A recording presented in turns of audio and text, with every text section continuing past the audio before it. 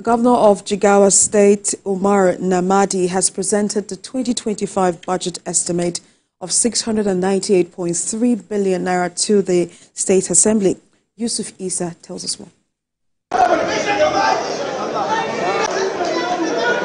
The budget, which was tagged Budget of Innovation and Transformation for Greater Jigawa State, outlines the government's plans for the upcoming year.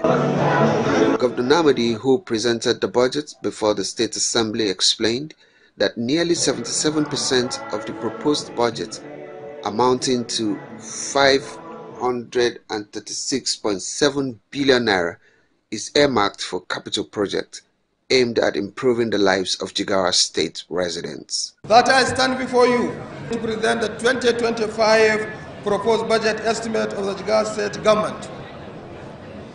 I am doing this with a sense of responsibility in consideration of the enormity of the annual planning and budget process, which must necessarily reflect our socio-economic reforms agenda. He added that recurrent expenditure is set at 149.75 billion naira. I will be presenting to the Honorable House a bill to appropriate the sum of 698 billion 300 million naira for the services of the Jigawa State government during the 2025 fiscal year.